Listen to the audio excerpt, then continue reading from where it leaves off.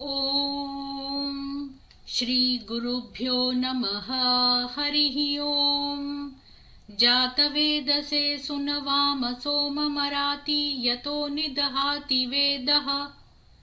स नः परषदति दुर्गानि विश्वा नावेव सिन्धुं दुरितात्यग्निः। तामग्निवर्णान् तपसां ज्वलन्तीं वैरोचनीन् कर्मफलेषु जुष्टाम्। दुर्गां देवीगुं शरणमहं प्रपद्ये सुतरसि तरसे नमः। अग्ने त्वं पारयानव्यो अस्मान् त्वस्तिभिरति दुर्गानि विश्वा। पूश्च पृथ्वी बहुला न उर्वी भवातोकाय तन्याय शंयोः। विश्वानि नो दुर्गः जातवेदसिन्धुन्ननावा दुरितातिपरशि। अग्ने अत्रिवन्मनसा गृणानोऽस्माकं बोध्यविता तनूनाम्। पृतनाजितगुं सहमानमुग्रमग्निगुं हुवेमा परमात् सदस्थात्। स नः परषदति दुर्गानि विश्वा क्षामद्देवो अतिदुरितात्यग्निः।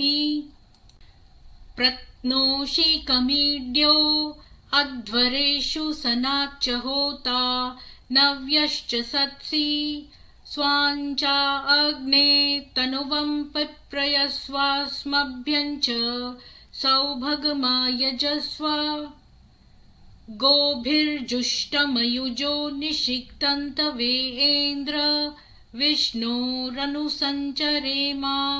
न कस्य पृष्ठमभि संवसानो वैष्णवीर्लोक इहामादयन्ताम्। कात्यायनाय विद्महे कन्याकुमारी धीमहि तन्नो दुर्गिः प्रचोदयात्।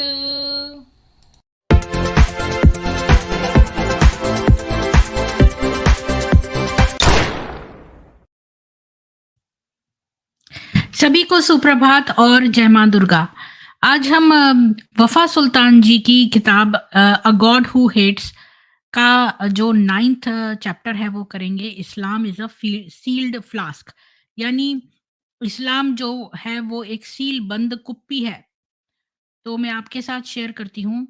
वफ़ा सुल्तान ने बहुत बारीकी से इस्लामी घरों में क्या होता है, उनके पुरुष नारी किस तरह से सोचते हैं, उनकी विचारधारा क्या है, वो जब वेस्ट में आ जाते हैं तब उनकी विचारधारा क्या रहती है।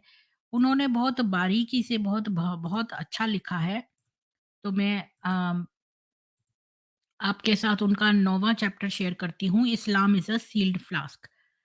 तो यहाँ वो कहती हैं कि इस्लाम जो है वो एक सील बंद कुप्पी है और उसमें कोई वेंटिलेशन नहीं है।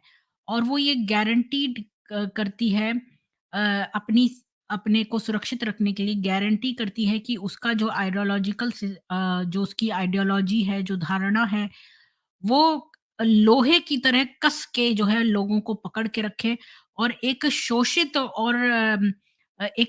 एनवायरनमेंट में जो है लोगों को वो करती है, पग जकड़ के रखती है और लोगों को अम, 1 मिनट।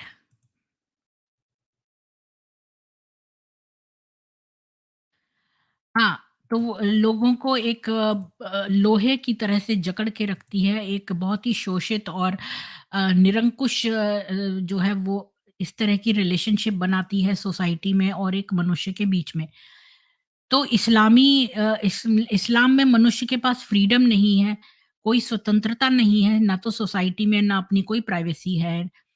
तो उसको सबमिट करना पड़ता है सोसाइटी के आगे और उसका वो अधिकार छीन लेती है अपना ओपिनियन अपनी विचारधारा एक्सप्रेस करने का, स्पेशली जब कि उसकी विचारधारा इस्लाम से मेल नहीं खाती तो।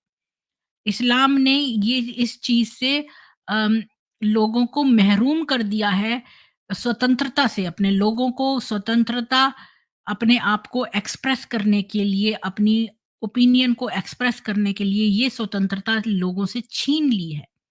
और उनकी ये जो स्वतंत्रता को एन्जॉय करने की जो डिज़ायर है उसको इन्होंने उसका उसको मार डाला है। और लोगों पर कंट्रोल अपना बनाने के लिए उन्होंने उसकी छोटी-छोटी बातों में, हर चीज़ में उसकी बड़ी से बड़ी और छोटी से छोटी चीज़ में इंटरफियर किया है। अ, ओ और उसकी हर एक्टिविटी को माइक्रो मैनेज करते हैं। इतने उसके प्राइवेट मोमेंट्स की वो कौन से पैर से जो है लेफ्ट पैर अंदर रखे या राइट पैर अंदर रखे, बाथरूम में गुसल कैसे करे, ये कैसे करे, फिर क्या करे, इतनी महीन-महीन सारी बातें, सारा दिन इंसान जो है वो अपने मन में सोचता रहेगा, अब इसके बाद मुझे क्या करना है, इसके बाद क्या करना है, सारी देर उसका माइंड जो है वो व्यस्त रहेगा। तो जो रिलेशनशिप है, जो संबंध है, एक मनुष्य के अपने सोसाइटी के साथ, वो इस तरह ऑर्गेनाइज़ करे हैं कि वो एक हमेशा एक मास्टर और एक स्लेव की रिलेशनशिप में रहते हैं, मालिक और गुलाम के बीच में। इसमें जो भी जिसका भी संबंध थोड़ा-सा कमज़ोर होता है, वो तो हो जाएगा गुलाम, और जो थोड़ा-सा पावरफुल है, वो मास्टर की तरह एक्ट करेगा। तो अगर उस मास्टर के सामने कोई और थोड़ा पावरफुल आ गया, तो वो उसका मास्टर हो जाएगा, वो उसका स्लेव हो जाएगा। तो यहाँ पर हमेशा स्लेव की और मास्टर जैसी रिलेशनशिप रहती है, चाहे वो ईश्वर और आदमी के बीच में हो। अम इस्लाम जो है वो कोई फ़र्क नहीं है, जैसा कि जो उसकी राजा और प्रजा के बीच में रिलेशनशिप हो, चाहे वो ये मास्टर स्लेव रिलेशनशिप राजा और प्रजा के बीच में भी रहता है, ये एक आदमी और उसकी बीवी के बीच में भी रहता है, और पिता और पुत्र के बीच में भी रहता है, और एक मास्टर और स्लेव के बीच में भी रहता है। ये एक ऐसा शोषण करने वाला रिलेशनशिप है, जो कि तुम्हें सीमा से बाहर नहीं निकलने की अथॉरिटी देता। वुमन जो है, औरत जो है, महिला जो है, वो प्रॉपर्टी है एक आदमी की। एक बच्चा जो है वो अपने पिता की प्रॉपर्टी है। एक स्लेव जो है, गुलाम, वो अपने मास्टर की, मालिक की प्रॉपर्टी है। और इसी प्रकार एक जो मज़दूर है, वो अपना जो एम्प्लॉयर है, जो उसका मालिक है, उसकी प्रॉपर्टी है। तो इसी तरह जो प्रॉपर्टी को रूल करता है, वो इसको इस डिवाइन डिक्री को गवर्न करता है। तो जब तक जो स्लेव है वो एक्नॉलेज करता रहेगा कि भाई मेरे मास्टर के ये राइट्स हैं, तो वो उसको अलाउ करता रहेगा कि वो उसको वायलेट कर सके, मतलब कि अपने ऊपर शोषण करने को मंजूरी देता रहेगा। और इसी तरह ये चीज बढ़ती जाती है। जितने भी सोशल इंस्टीट्यूशंस हैं इस्लामिक सोसाइटी में, वो इसी तरह की इसी तरह का शोषण वाले संबंध हैं। अगर मुस्लिम सोसाइटी जो है वो हमेशा से एक गुलाम सोसाइटी रही है, जब से वो आई है तब से। एक रिसर्चर या कोई ह्यूमन राइट एक्टिविस्ट है, तो वो उसको इस ट्रुथ को जानना ही पड़ेगा। अगर वो वहाँ पर एक मुस्लिम सोसाइटी में रह रहा है कोई रिसर्चर या ह्यूमन राइट एक्टिविस्ट, उसको इस बात का पता होना पड़ेगा। अगर उसे पता चलेगा, तभी वो इसके संबंध को ठीक तरह से समझ पाएगा। अगर आप देखो कि मुस्लिम सोसाइटी में लोग एक दूसरे से कैसे रिलेट करते हैं वन टू वन रिलेशनशिप में, तो भी तुम देखोगे कि वो मास्टर और स्लेव जैसी रिलेशनशिप होगी। अगर आप सिंपली जो है ऑब्जर्व करो, तो आप जो है देख सकते हो दो पार्टियों के बीच में। तो ये कितनी इंपॉर्टेंट बात वफा ने कही कि सारे इनके संबंध मास्टर स्लेव टाइप के ही होते हैं। ह्यूमन माइंड के अंदर प्रोग्रामिंग कर दी है कि वो इंफीरियर फील करे, या फिर वो मास्टर अपने आप को फील करे हर पार्टी के लिए। एक पार्टी में वो मास्टर है, दूसरा उससे ज़्यादा तेज़ है, तो फिर वो उसका गुलाम हो गया। तो ये मास्टर स्लेव हर जगह है। जब भी 2 पार्टियाँ मिलती हैं, तो वो एक-दूसरे को इसी तरह से रिकॉग्नाइज़ करती हैं कि उनमें से कौन स्ट्रॉन्गर है। और जो वीकर पार्टी है, वो अपने सारे कार्ड जो है वो फेंक देती है, जबकि जो स्ट्रॉन्गर है वो कंट्रोल कर लेता है, वो टेक चार्ज कर लेता है, और फिर वो अपनी शर्तें लगाना या शुरू कर देता है।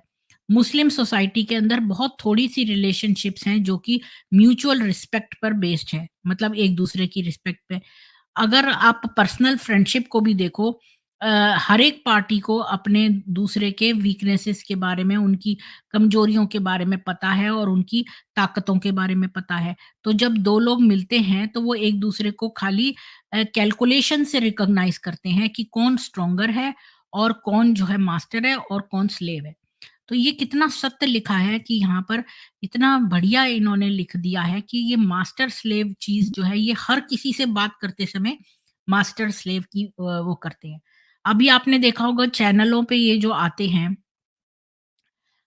कोई भी मुस्लिम आ जाता है हमारे चैनल पे, तो थोड़ी देर में वो चाहता है कंट्रोल करना। वो चाहता है कि खाली उसी से बात हो और उसका प्रश्न हो जाने पर दूसरे से हम बात ही ना करें। मतलब उसी के प्रश्न एक के बाद एक लेते रहें और जहाँ हमने उसके प्रश्न लेना बंद किया तो वो लिखना शुरू कर देते हैं, डर गई, डर गई। ये चीज़ सच्चा मुस्लिम ने भी कही, ये चीज़ भागलपुर वाला ने भी करी, ये सेम कैसे हो गए ये दोनों? इनके विचार सेम कैसे हो गए उसका आंसर मुझे अभी मिला इसकी किताब पढ़कर, वफा जी की किताब पढ़कर कि ये लोग जो हैं वो सेम तरह से सोचते हैं, मास्टर कौन है स्लेव कौन है। तो सबसे पहले ये आए हमारे चैनल पे तो इन्होंने सोचा कि भाई ये मास्टर हैं, तो इन्होंने जो है हमको डायरेक्ट करना शुरू किया कि तुम लोग हमारे क्वेश्चंस का आंसर करो, ये करो, वो करो। तो इन्होंने ये एक बाउंड्री बनानी शुरू करी। फिर इन्होंने हमने इनके आंसर कर दिए ये भी, तो इन्होंने फिर से एक बार एक और प्रयत्न किया मास्टरी अपनी रखने के लिए, तो इन्होंने कहा डर गई ताकि ये अपने आप को मास्टर डिक्लेयर कर सकें इस रिलेशनशिप में। इसीलिए भागलपुर वाला का आंसर और सच्चा मुस्लिम का आंसर सेम था। क्योंकि इनकी सोच की स्टेप्स सेम हैं। ये लोग मास्टर स्लेव रिलेशनशिप पहले तय करते हैं किसी से भी बात करते समय। ये आंसर मुझे आज मिल गया इस किताब में।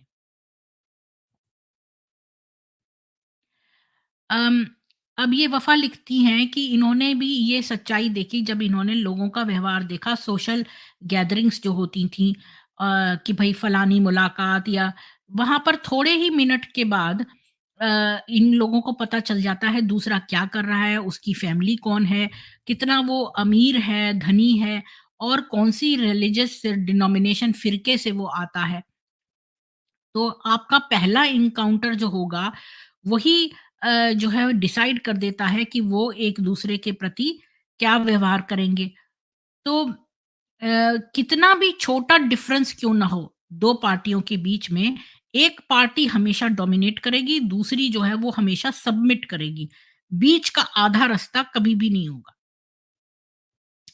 यानी म्यूचुअल दो जो है बराबर-बराबर के नहीं होंगे, एक हमेशा ज़्यादा होगा, एक हमेशा स्लेव होगा, एक हमेशा मास्टर होगा।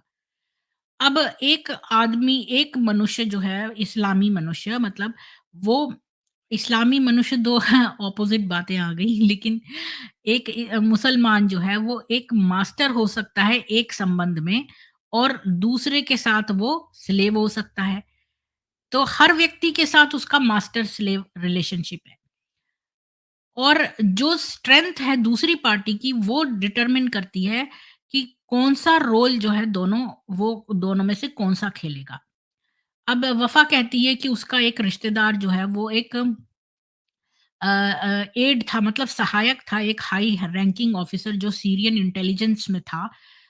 मतलब जैसे सीआईडी होती है ऐसे सीरियन सीआईडी में था वो, एक हाई रैंकिंग ऑफिसर के अंडर में उसका सहायक था। तो जब ये उससे मिलने उसके ऑफिस में गई तो इसने उसके बिहेवियर को ऑब्जर्व किया पहले फर्स्ट हैंड, मतलब एकदम किसी के थ्रू नहीं बल्कि खुद से देखा। थोड़े ही मिनटों में उसने देखा कि वो अपने आप को सुप्रीम मास्टर की तरह समझने लगा और जो उसका मास्टर है और इसने उसको गुलाम की तरह का रोल करते हुए भी देखा और मास्टर की तरह भी। जब उसकी टेलीफ़ोन की घंटी बजी, तो उसने देखा कि उसका सुपीरियर ऑफ़िसर जो है लाइन पर है, तो वो खड़ा हो गया और उसने और लोगों को इशारा किया कि चुप रहो। और फिर इसके बाद उसको पसीना आने लगा, उसने कहा हाँ, यस सर, हाँ, आप ऑर्डर दीजिए और मैं आपका जो है वो लॉयल नौकर हूँ। मैं आपके सारे ऑर्डर्स जो है बिल्कुल शब्द अक्षरशः फ़ॉलो करता हूँ और आपको सारी चीज़ों के बारे में अवगत कराता हूँ, सारे डिटेल्स के बारे में। और फिर जब उसने फ़ोन रख दिया, तो वो एक आदमी की तरफ मुड़ा और जो उसके ऑफ़िस के दरवाजे पे खड़ा था, उससे चिल्ला के बोला, "सुनो, तुम रंडी के औलाद, मैं तुमको एक असाइनमेंट दे रहा हूँ, तुम उसको अक्षरशः पालन करो।" और अगर तुम नहीं करोगे तो फिर मैं तुम्हारे लिए एक काला दिन बना दूँगा।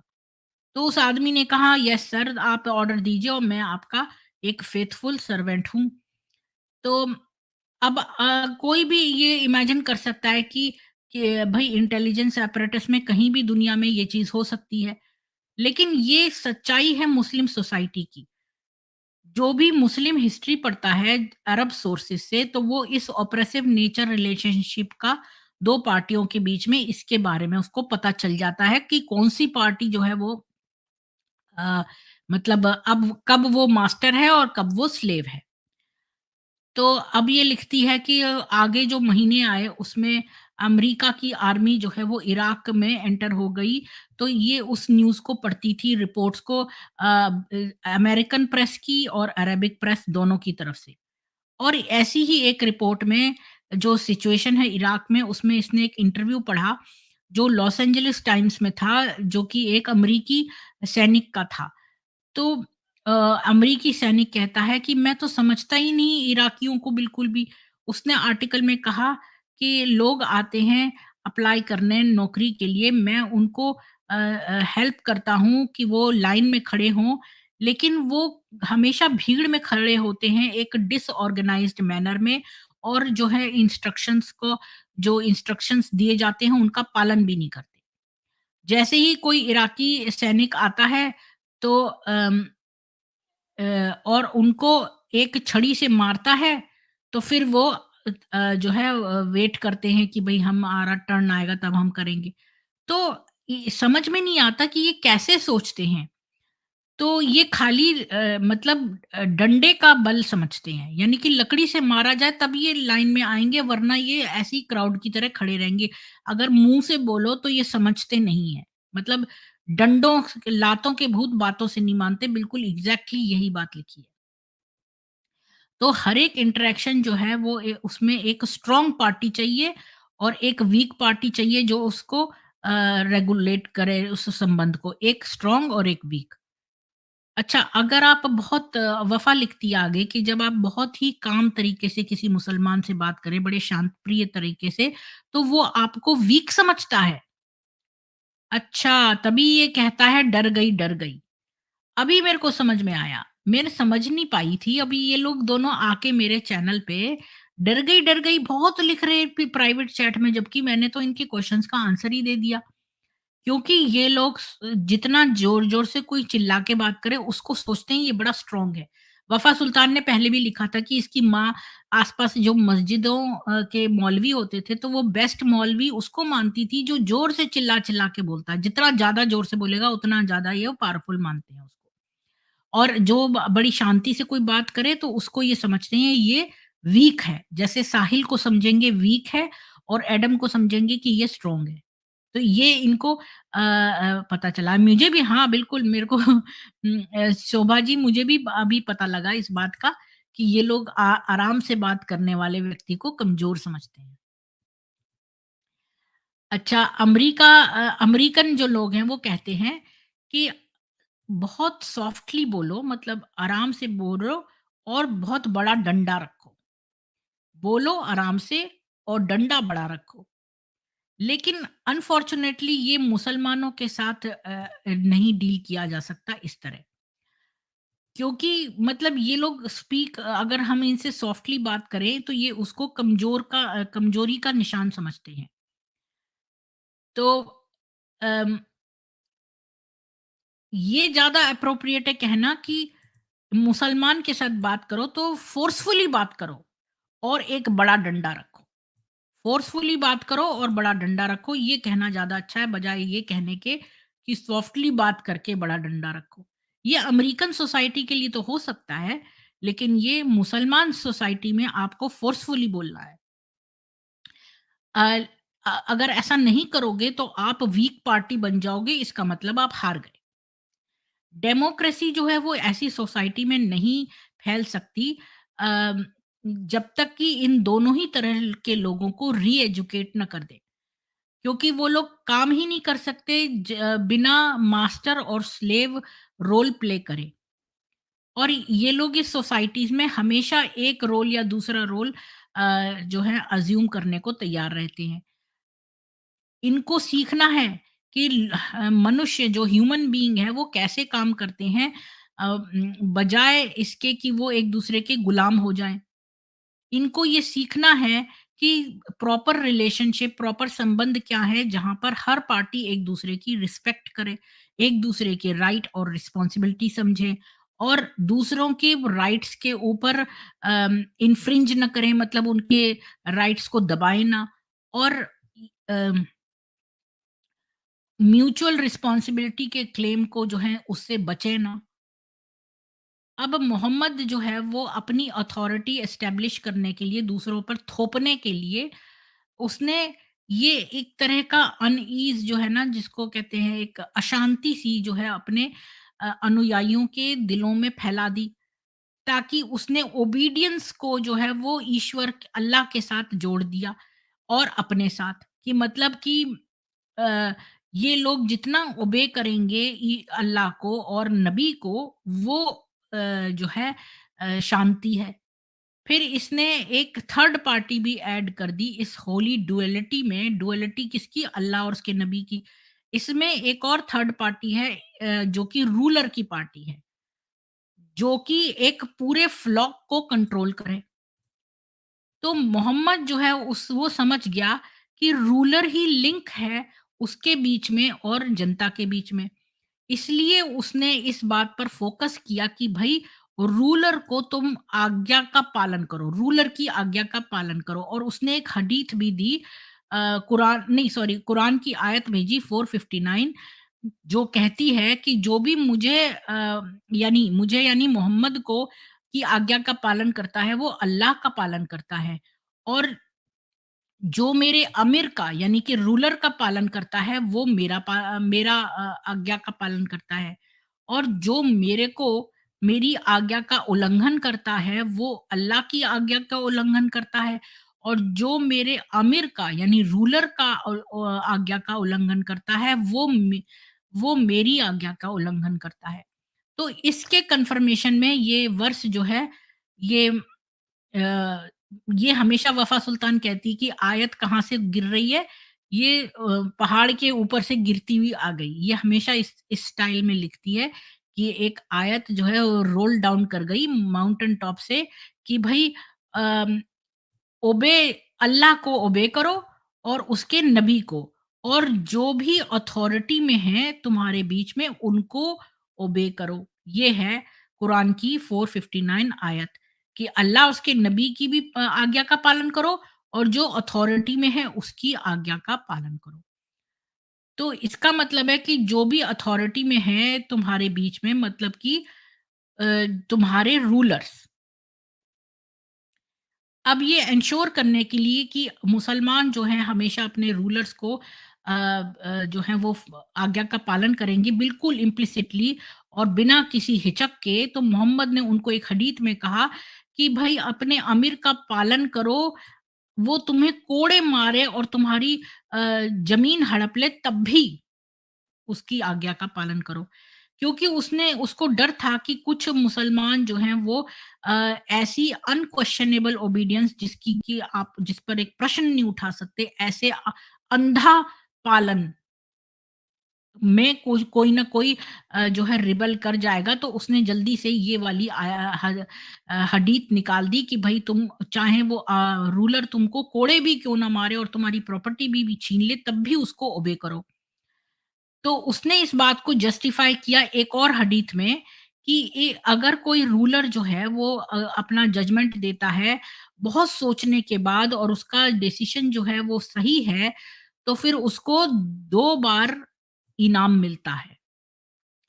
और क्योंकि उसने जो जजमेंट दिया है बहुत सोच विचार के बाद, और उसकी अगर डिसीजन जो है वो गलत है, तो फिर उसको एक ही इनाम मिलेगा। यानी कि उस बंदे के लिए भी लिख दिया है जो रूलर है, अगर वो गलत आपके ऊपर डिसीजन देता है तो उसको सिंगल रिवॉर्ड मिलेगा, पर अगर वो बहुत सोच समझ के डिसीजन देता है, आपके न्याय करता है, तो फिर उसको डबल रिवॉर्ड मिलेगा।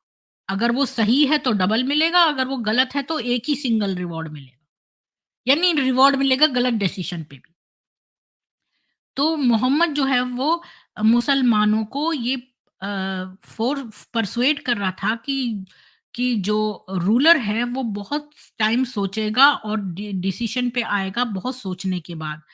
उसका डिसीजन जो है वो गलत या सही हो सकता है, बट अल्लाह उसको हमेशा रिवॉर्ड ही करेगा, क्योंकि उसने जो है अपना न्याय किया, तो उसने मुस्लिम के इंटरेस्ट के बारे में सोच के किया, इसलिए उसको हमेशा ही पुरस्कार मिलेगा, इनाम मिलेगा।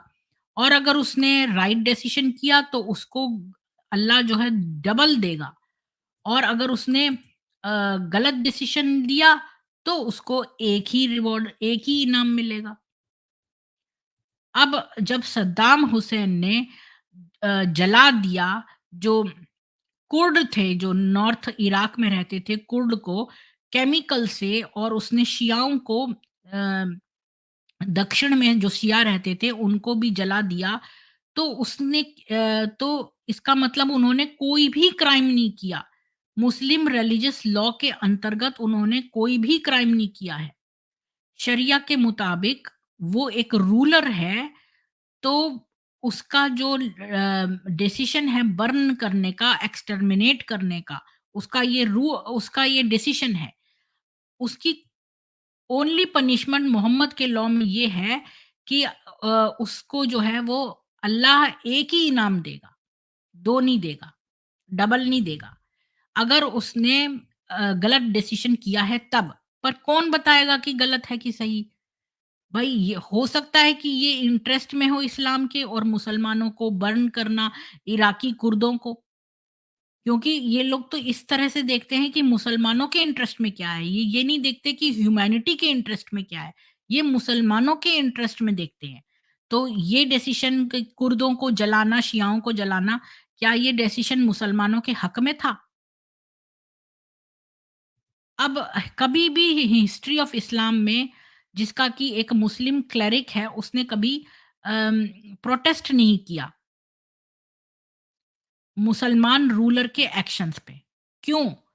क्योंकि उनका पूरा बिलीफ है कि आज्ञा का पालन, जो रूलर है उसकी आज्ञा का पालन ही जो है अल्लाह की आज्ञा का पालन है, और उसके नबी की। पर इसमें एक एक्सेप्शन है कि अगर कोई मुस्लिम क्लेरिक एक फिरके का जो है वो प्रोटेस्ट कर सकता है अ, उस रूलर के खिलाफ जो दूसरे फिरके का हो, तो कैसे एक मुसलमान इस रूलर के जो है पंजे शिकंजे से बचे, जबकि उस वो पूरी तरह से कन्विंस्ड है कि भई इसको इसकी आज्ञा का ही पालन करना है। अगर उसके मन में ये भर दिया जाए कि तुम्हें इसकी आज्ञा का पालन हर हाल में करना है, चाहे वो आपको कोड़े मारे, चाहे वो आपको प्रॉपर्टी छीन ले, अगर उसको ऐसा करना ही है, तो फिर वो कैसे इसके चंगुल से बचे? वो कैसे अपना विरोध करे इस आज्ञा पालन का, जिसने कि जो रिप्रेजेंट करती है आज्ञा पालन नबी का और अल्लाह का? नहीं कर सकता। इस्लाम एक निरंकुश वो है, रजीम है, और ये हमेशा से, जब से ये आया इस्लाम, तभी से वो ऐसा ही है जैसा कि आज है। और गुलामी की सबसे कुरूप तरह और क्या रिलेशनशिप हो सकती है इसके अलावा? जो कि एक रूलर और उसके पॉपुलेशन के बीच में, जिसको वो कोड़े मार मार रहा है और जिसके पैसे चुरा रहा है, जबकि उनको कोई राइट नहीं है इस बिहेवियर के खिलाफ प्रोटेस्ट करने का। तो ये देखो कि ये कितनी कुरूपता है इस गुलामी में, कि ऐसा रूलर जो अपनी प्रजा को ही कोड़े मार रहा है और उनके पैसे चुरा रहा है, उसके खिलाफ ये प्रजा नहीं बोल सकती। जो रूलर है वो डिवाइन डिक्री को फॉलो कर रहा है, मतलब कि ये अल्लाह की तरफ से आया है, तो ये एक डिवाइन डिक्री है। यूनाइटेड स्टेट्स ने ये डिक्टेटरशिप नहीं क्रिएट की है मुस्लिम वर्ल्ड में। हमेशा ये लोग अमेरिका को इल्जाम देते हैं, पर ये अमेरिका ने नहीं किया है, बल्कि वफा सुल्तान कहती है कि यूनाइटेड स्टेट्स ने तो बहुत सारे मुस्लिम रजीम, जैसे सद्दाम हुसैन है, उनको सपोर्ट किया है, लेकिन उनको बर्थ नहीं दिया। सद्दाम हुसैन जो है उसका जन्म इसी कोख में हुआ है, इस्लाम के कल्चर की कोख में। और उसे जो है इन मुसलमान लोगों ने ही बड़ा किया और उसको लीडर बनाया, और मुस्लिम रिलीजियस लॉ का, और इसके अकॉर्डिंग कि वो मास्टर है, जिसकी कि उन्हें ज़रूरत है। कोई भी रूलर, पूरे दुनिया में कोई भी रूलर जो है, वो अपने लोगों को शोषित नहीं करता। जब तक कि वो पॉपुलेशन एजुकेशनली, कल्चरली, मेंटली और साइकोलॉजिकली इस तरह की नहीं है कि वो चाहती है कि उसका शोषण हो। तो मतलब मुसलमान जगत के अलावा और कहीं दुनिया में रूलर जो है कभी भी अपनी प्रजा का शोषण नहीं करता। सनातन धर्म में भी देखो, जितने भी राजा और प्रजा के बीच में पिता पुत्र का रिलेशनशिप है, वो हमेशा पुत्र के इंटरेस्ट में देखता है, उसके वेलफेयर में देखता है। तो ये देखिए कि श्री रामचंद्र जी ने जो है वो अग्नि परीक्षा से सीता जी को रोक लिया, पर उन्होंने शुरू में जो है शुरू में देखा कि वो सीता जी ने कहा कि मैं अपनी अग्नि परीक्षा भी देना चाहती हूँ लोगों के लिए, लोगों को कन्विंस करने के लिए, अपनी शुद्धता के लिए। लेकिन यहाँ पर क्या है कि रूलर दूसरों का शोषण कर रहा है, जबकि श्री रामचंद्र जी और सीता जी ने अपना शोषण मंजूर करा अपनी प्रजा की विचारों के लिए। तो मुस्लिम जगत में ये ऑपरेशन जो है ये तभी से शुरू हो जाता है जब से कि बच्चा पहली बार जन्म लेके इस उसको आसपास की लाइट दिखती है, और ये एक कल्चरलेशन प्रोसेस जो है उसकी पूरी दुनिया में तब तक हो जाता है जब तक कि वो अपने रूलर को कन्फ्रंट न कर ले, और जब वो इतना ज़्यादा उसके ज़्यादा ओवरवेल्म ना हो जाए कि वो काम करना ही बंद कर दे। अब आगे वफ़ा लिखती है कि इस्लाम में बच्चे जो हैं प्रॉपर्टी हैं, रिस्पॉन्सिबिलिटी नहीं है। इस्लाम जो है वो इनके संबंध को डिफाइन करता है बच्चे और उसके माता-पिता के बीच में, और ब्लाइंड ओबीडियंस जो है करता है। एक लड़की की रिलेशनशिप उसके पिता के साथ, उसका रिलेशनशिप उसके जितने भी एडल्ट लोग आएँगे उसके दुनिया में उनके साथ जो है डिफाइन करता है।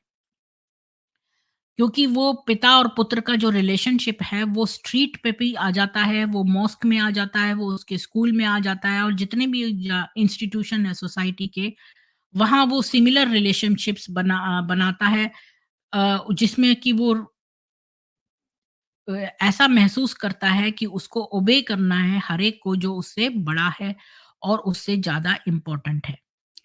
अब देखिए कि बच्चा जो है वो गुलाम है टीचर का, अपने पड़ोसी का और उसके रिश्तेदारों का, और जब वो बड़ा हो जाता है तो फिर वो अपने गुलाम का बॉस है, और जितने भी ज़्यादा अथॉरिटी फिगर हैं उसके एनवायरनमेंट में। वो कॉन्शियसली और अपने चेतन मन से और अवचेतन मन से ये एक्सेप्ट कर लेता है ये गुलामी, जो कि रिप्रेजेंट करती है उसकी आज्ञा पालन जो उसके अल्लाह के प्रति और नबी के प्रति है, और जिनकी अथॉरिटी उसके ऊपर है उनके प्रति। एक लड़का अपना घर छोड़ता है तो अपने स्कूल में जाता है, तो वो वहाँ पर शोषित होता है, अप अ, और उसको महरूम कर दिया जाता है राइट टू प्रोटेस्ट, यानी वो विरोध नहीं कर सकता और नो नहीं बोल सकता। अ, वो स्कूल में वो सब सुनता है जो कि वो घर पर सुनता था, कि अल्लाह ने जो है उसको माँ-बाप दिए हैं, और अथॉरिटी जिसको कि उसको हमेशा आज्ञा पालन करना है, और उसको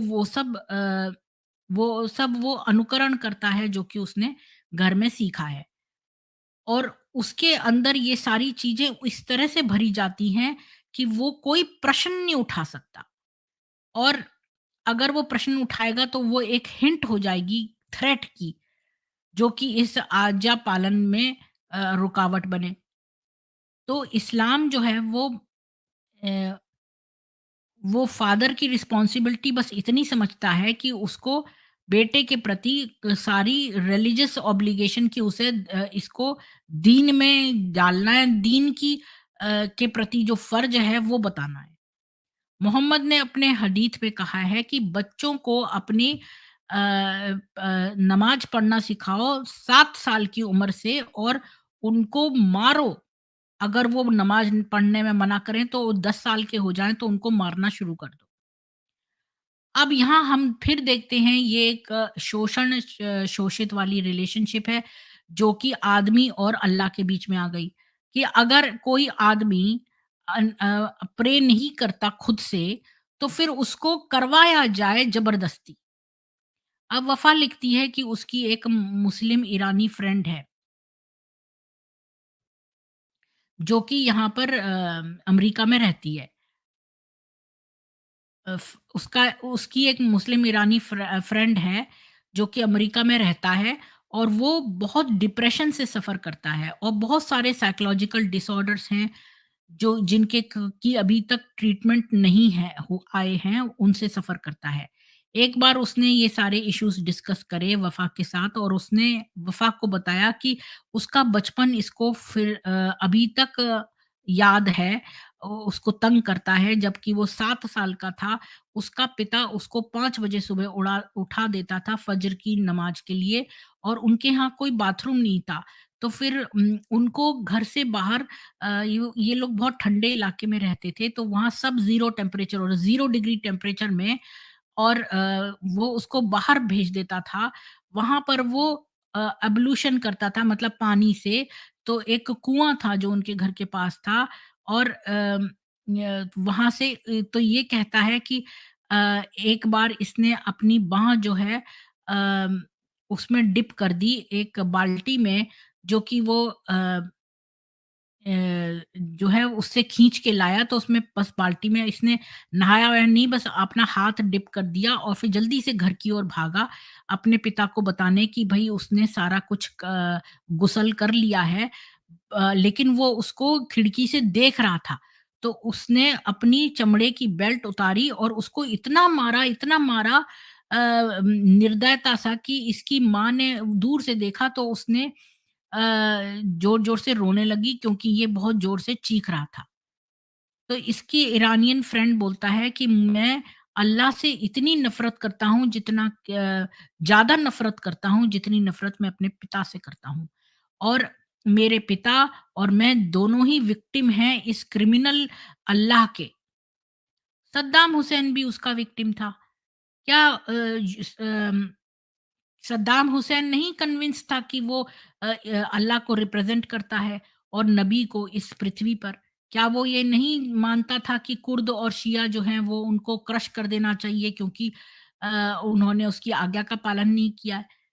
और जबकि अल्लाह ने उनको ऑर्डर किया है कि जो है अपने रूलर की बात मानो। तो फिर हम सद्दाम हुसैन को ट्रायल पे क्यों रखें? जो है पहले तो हम इस अल्लाह को कटघरे में खड़ा करें। सद्दाम हुसैन क्यों सफ़र करे जेल में जबकि ये अल्लाह जो है ये बड़े आराम से उस पहाड़ की चोटी पे बैठा है और उस गाँव वालों के ऊपर कब मैं अटैक करूँ और अगला विक्टिम निकालूँ ये सोच रहा है। ये जो अमेरिका है इसको बड़ा एक्यूज़ करते हैं मुसलमान कि ये सपोर्ट कर रहा है बड़े डिक्टेटरशिप्स को दूसरे देशों में। अम, कि और जो है वो अमेरिका जो है वो सद्दाम हुसैन को गद्दी से उतारने की कोशिश कर रहा है और उस डिक्टेटरशिप को अम,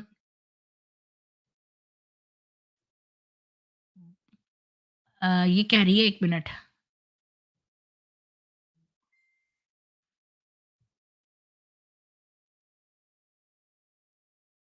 हाँ, तो मतलब ये कह रही है कि यूनाइटेड स्टेट्स पर अमेरिका को लोग कहते थे, बड़ा एक्यूज़ करते थे कि देखो ये तो डिक्टेटरशिप्स को सपोर्ट करता है अमेरिका। लेकिन अमेरिका ने इसलिए जो है सद्दाम हुसैन को की गद्दी छीनी इस इल्ज़ाम से बचने के लिए। लेकिन उस गद्दी जाने के बाद भी ऑब्जेक्टिव जो है लक्ष्य अटेन नहीं हुआ। इराकी पीपल जो हैं जो इराक के लोग हैं, वो अभी भी इस गंदे स्वप्न जो अल्लाह है, उससे नहीं बचे हैं। जो कि ये कहता है कि भई मेरे लीडर्स को ओबे करो। अमेरिका ने मिसकैलकुलेट किया है और अब ये ना बचने वाला क्वेश्चन ये है कि क्या इस पॉलिटिकल सिचुएशन का कोई समाधान है? तो इसका उत्तर जो है वो अमेरिका नहीं दे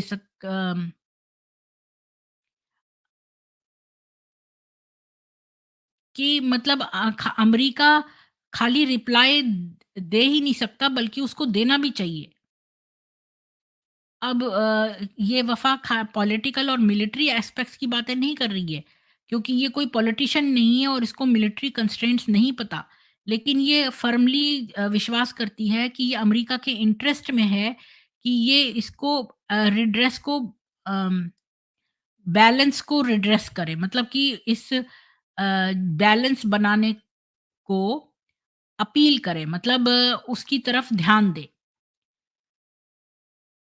जहाँ तक कि बिहेवियरल साइंस और मेंटल हेल्थ कंसर्न्ड हैं।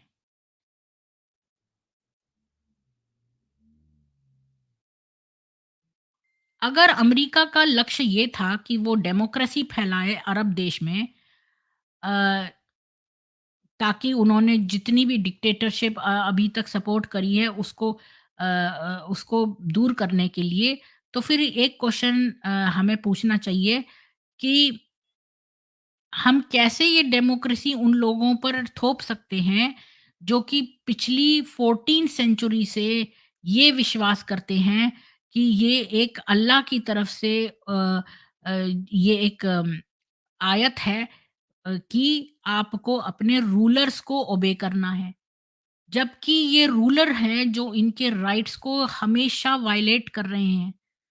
जब हम ये चीज़ देखते हैं इराक में होते हुए, तब हमें इस चीज़ का उत्तर मिल जाता है। तो इस क्राइसिस के लिए अम, ये क्राइसिस जो है किसी डेमोक्रेटिक लीडर को इन्वॉल्व नहीं करता। ये क्राइसिस तो एक राष्ट्र का है और उसके रिलीजियस लॉ का, जिसकी टीचिंग्स और आयतें जो हैं जो कि घुस गई हैं दिमाग के अंदर और लोगों की जीन्स में। अब एक और क्वेश्चन यहाँ उठता है कि क्या समाधान है और क्या चॉइसेस हैं अमेरिका के पास अम, इराक के इस वॉर के लिए। तो इसका उत्तर है कि बिना डिटेल में गए हुए एक बिल्कुल सिंपल सा उत्तर है कि एक ही चॉइस है कि इस ओगर यानी वो जो राक्षस जो पहली चैप्टर में जो राक्षस पर्वत के ऊपर बैठा था, उससे उसकी पावर छीन ली जाए। यानी कि समाधान वफ़ा सुल्तान ने यहाँ दे दिया है बहुत खूबसूरत सा, कि इस्लाम का समाधान हम कई बार अपने चैनल पे सोचते हैं क्या है, तो यहाँ पर वफ़ा सुल्तान ही कह रही है कि free the clergy of their ogre, यानी कि पहले जो इनके मौलवी मौलाना हैं, उनको इस राक्षस से स्वतंत्र करो और जो इन मौलानाओं के ऊपर रूल करता है, उसको इस राक्षस से छुटाओ। और फिर जो मनुष्य हैं जो जिन पर ये रूलर रूल करता है, उनको इस राक्षस से बचाओ। फिर उनके रूलर से, मतलब जो आदमियों पे रूल करते हैं। फिर जो औरतें हैं, उनको इन आदमियों से बचाओ। फिर जो गुलाम हैं, उनको मास्टर से बचाओ। यानी कि आपको स्टेप बाय स्टेप चलना है। यानी कि आपको सबसे पहले औरतों को फ्री ना करो। हम हमेशा नीचे से स्टार्ट करते हैं। हमेशा पहले मौलवियों को इससे फ्री करो, इस राक्षस से। ये पहला स्टेप है। अब ये कह रही है कि जो यूनाइटेड स्टेट्स अच्छा हाँ, उस व्यक्ति की क्या फ्रीडम है जो कि ऐसे राक्षस की पूजा करता है या उसको फॉलो करता है। यूनाइटेड स्टेट्स अगर चाहता है कि वो मुसलमानों को आज़ाद करे इस डिक्टेटरशिप से, इन रूलर्स के, तो उसको फिर इस राक्षस की डिक्टेटरशिप खत्म करनी होगी। अब मुसलमानों को उनके डर से अगर फ्री करना है, तो एक एक पूरे देश की आर्मी और नेवल फ्लीट से ज़्यादा लगेगा।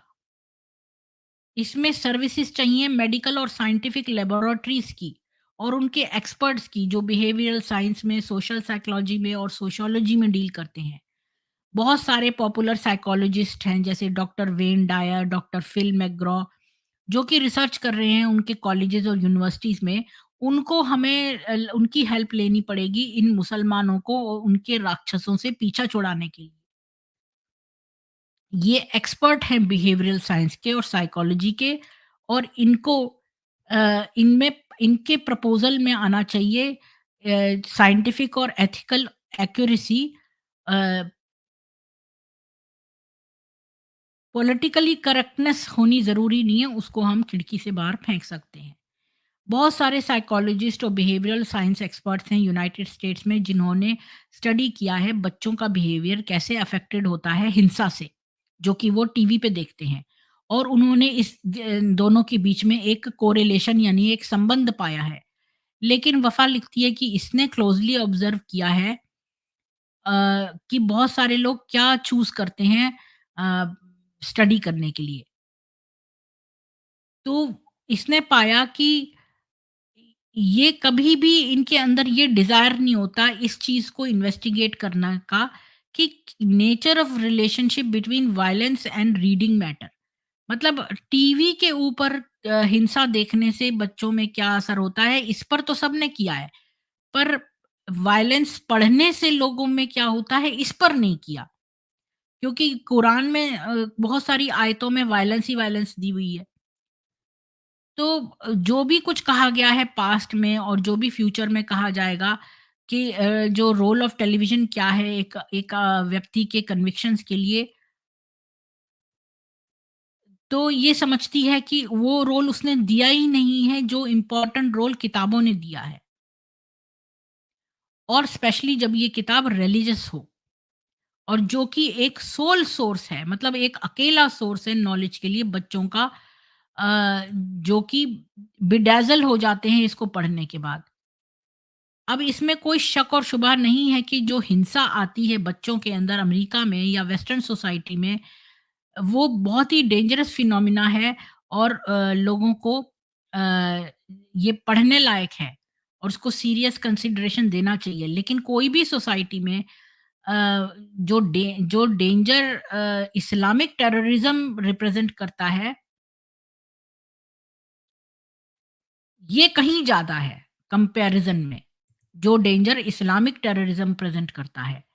अमेरिका और जितना भी सिविलाइज्ड वर्ल्ड है, उनको ज़्यादा अटेंशन देना पड़ेगा इस फिनोमिना पे, कि रीज़न ढूँढने पड़ेंगे और इनके साथ कैसे डील करें ताकि वो पूरी दुनिया को प्रोटेक्ट कर सकें, मुसलमान इंक्लूडिंग। तो अरब हेरिटेज जो है वो मिलती है अरबी किताबों से और वफ़ा कहती है अरब, मुस्लिम नहीं। ताकि वो एंश्योर करे कि स्टूडेंट्स जो हैं वो प्राइमरी सोर्सेज ऑफ इस्लाम से पढ़ें। यानी जो आप उर्दू में और यहाँ वहाँ इंग्लिश में पढ़ते हैं वो नहीं, बल्कि प्राइमरी सोर्स अरबी हैं, वहाँ से पढ़ें। क्योंकि अगर एक रिसर्चर जो है वो इस्लाम को डील करता है तो जब वो बहुत सारे दूसरे लैंग्वेजेस में जो अरबी के अलावा हैं, तो फिर वो उस सत्य तक नहीं पहुँच पाता। ये कहती है कि इसने और लैंग्वेजेज़ में किताबें नहीं पढ़ी हैं, पर इसने बहुत सारे नॉन अरब मुस्लिम्स से बातचीत करी है और इसने बहुत सारे इंग्लिश ट्रांसलेशन भी पढ़े हैं कुरान के, जिससे इसको ये पता चला है कि अगर आपको सच्चाई जाननी हो इस्लाम की, मुसलमानों की, तो आपको अरबी सोर्सेज़ से पढ़ना चाहिए कुरान। अब ये कहती है कि इसकी लाइफ यूनाइटेड स्टेट्स में जो है इस तरह की थी जिसने जिसने कि इसकी मुलाकात करवाई बहुत सारे प्रोफेशनल और सोशल कॉन्टैक्ट्स से जो कि अरबी नहीं थे पर मुसलमान थे और उनके साथ रिलेशनशिप में ये बहुत अंदर तक गई, तब इसको अंडरस्टैंडिंग हुई इस्लाम की और उनके पास कितनी नॉलेज है और इन टीचिंग्स की। तो इसने ये पाया कि बहुत डिफरेंस है अरब और नॉन अरब मुस्लिमों में। अरबी और नॉन अरबी मुसलमान में बहुत फ़र्क है। कुरान जो है वो एक अरबी किताब है और इस्लाम ने उसका ट्रांसलेशन किसी और लैंग्वेज में करने का मनाही की है। इसका मतलब ये है कि बहुत सारे जो नॉन अरबी स्पीकिंग मुसलमान हैं, वो पढ़ते हैं अरबी का टेक्स्ट लेकिन वो समझते नहीं हैं अरबी की लैंग्वेज और वो कुरान के शब्दों को जो है बोलते हैं बिना उसका मतलब जाने और उनको लगता है ये जिब्रिश। लेकिन अ, दूसरे केस में वो कुरान को अरबी के ट्रांसलिटरेटेड वर्ड्स में पढ़ते हैं, अपने ओन उनके ओन अक्षरों में, मतलब अपनी भाषा में। तो जैसे कि एक अमेरिकन जो है वो प्रोनाउंस करे वर्ड मदरसा, अगर वो लैटिन के अक्षरों में प्रोनाउंस करे मदरसा शब्द, जबकि उसको पता ही नहीं है कि मदरसा का मतलब अरबी में क्या है। तो ये ऐसी ही बात हुई। हालाँकि कुरान को बहुत सारी लैंग्वेजेज़ में किया गया है, लेकिन ये सारे जो ट्रांसलेशंस हैं, ये बिल्कुल फ़ेथफुल नहीं हैं। क्योंकि जैसा कि इसने पहले बताया कि यहाँ पर फ़ॉरबिड करा है कुरान में कि उसको ट्रांसलेट नहीं करना है और लैंग्वेजेज़ में। इस प्रोहिबिशन की वजह से अ, जो ट्रांसलेटर हैं वो हमेशा अपनी जो ट्रांसलेट करते हैं उसको हमेशा लिखते हैं an English translation of the meaning of Quran. वो ये नहीं लिखते कि इंग्लिश ट्रांसलेशन कुरान का है, बल्कि वो लिखते हैं of the meaning of Quran, यानी कुरान की तफसीर का इंग्लिश ट्रांसलेशन। तो इसका मतलब नेचुरली इनके कार्यों में ये बहुत ज़्यादा पॉलिटिकल करेक्टनेस करने की कोशिश करते हैं। जब आप कुरान पढ़ते हो इंग्लिश में या किसी और भाषा में, तो आप उसका लिटरल ट्रांसलेशन नहीं पढ़ रहे हो। यानी कि आप उसका जो हम बोलते हैं ना, क्या बोलते हैं उसको? उसका अनुवाद नहीं पढ़ रहे हो, बल्कि उसकी अ, व्याख्या पढ़ रहे हो। मतलब शब्द शाब्दिक ट्रांसलेशन, यानी कि शब्द बाय शब्द अनुवाद नहीं पढ़ रहे हो, बल्कि आप उसकी एक टेक्स्ट की व्याख्या पढ़ रहे हो। जितने भी अरबिक वर्क्स हैं जिसमें कि जो डील करते हैं मोहम्मद की लाइफ, उसके उसके बिहेवियर, उसने क्या काम किए और उसके विचार क्या थे, वो सारा ट्रांसलेट हो गया है जो लैंग्वेजेस नॉन अरबी मुसलमान बोलते हैं। और जो ट्रांसलेशंस एग्जिस्ट करती हैं वो ओरिजिनल से बहुत डिफरेंट हैं। यानी अरबी वाली, अरे मैं आपको एक बात बताऊँ यहाँ पर, ये वफ़ा सुल्तान की बात नहीं है, ये मैं अपने एक्सपीरियंस से बता रही हूँ कि मैंने वो जो एक सही बुखारी की हदीस थी उसमें लिखा था कि अ, जब तक वो मोहम्मद ने जो जो वुमन को बहुत पीटा गया था और उसके बहुत हरे-हरे निशान हो गए थे, जो बताने आई थी मोहम्मद को, तो मोहम्मद ने कहा जब तक तेरा हस्बैंड तेरा मज़ा ना चख ले, अब्दुर्रहमान जब तक तेरा मज़ा ना चख ले, तब तक तू अपने पहले हस्बैंड रिफ़ा के पास नहीं जा सकती। तो मज़ा ना चख ले, ये चीज़ और भी गंदी दी है अरबी में। जो फाउल लैंग्वेज मोहम्मद ने यूज़ करी वो और भी गंदी है अरबी। इन्होंने उसको बहुत ज़्यादा अच्छा कर के इसमें बताया है।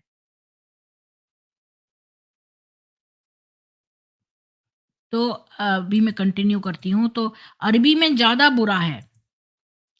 तो ये बता रही है कि वो जो अरबी में चीज़ें हैं उससे जो ट्रांसलेटेड वर्क है वो बिल्कुल उसका सही नहीं है।